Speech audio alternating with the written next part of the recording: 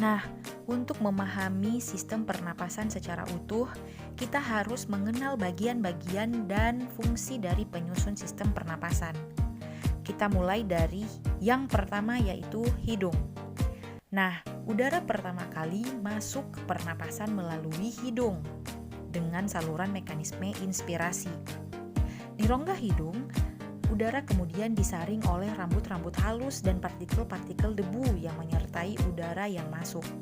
Nah, selain itu, udara juga akan dihangatkan dan dilembabkan sesuai dengan suhu tubuh.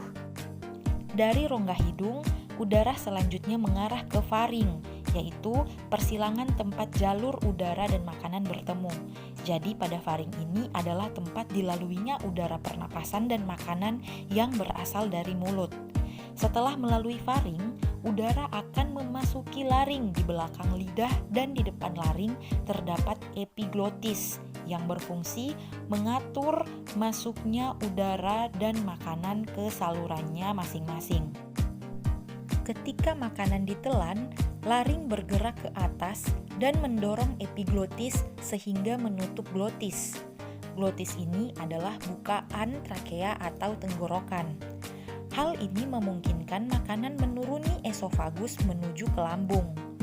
Ketika makanan menuju lambung, glotis terbuka sehingga memungkinkan udara pernapasan masuk ke laring yang merupakan bagian atas dari saluran pernapasan.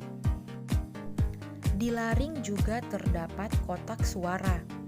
Suara yang dihembuskan dari dalam keluar mengalir cepat melalui, yaitu sepasang pita otot elastis di dalam laring.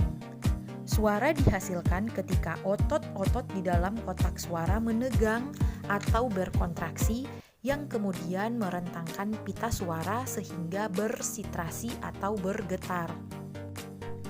Nah, suara tinggi dihasilkan dari pita-pita yang terlentang erat dan bervibrasi sangat cepat.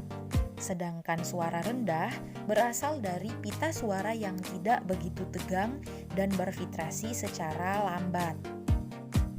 Nah, setelah dari laring, udara masuk ke dalam trakea. Dinding trakea ini terdapat kartilago atau tulang rawan yang memperkokoh trakea, sehingga saluran ini akan tetap terbuka. Selain itu, terdapat epitelium yang melapisi trakea jingga bronkus. Epitelium ini ditutupi oleh silia pada permukaannya dan selapus mukus atau cairan lendir yang tipis. Selapus ini berfungsi untuk mengangkat debu, polen, dan kontaminan kecil lainnya yang lolos dari rongga hidung. Silia ini berdenyut dan bergerak seperti ombak menggerakkan mukus ke atas menuju faring. Tempat mukus tersebut akan ditelan atau dibuang dengan sengaja keluar melalui mulut. Proses ini dinamakan eskolator mukus, yaitu proses yang memainkan peran penting dalam membersihkan sistem pernapasan.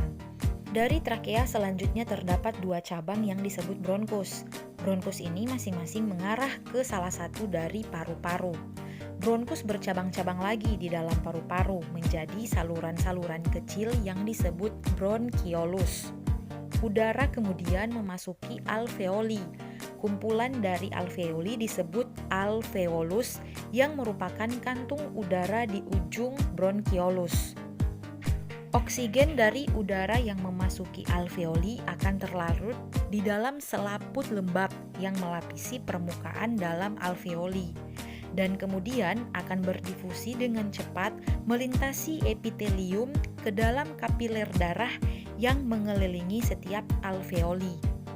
Sedangkan dalam arah yang berlawanan, karbon dioksida berdifusi dari kapiler darah melintasi epitelium alveoli dan menuju ke rongga udara untuk dikeluarkan keluar tubuh melalui mekanisme ekspirasi.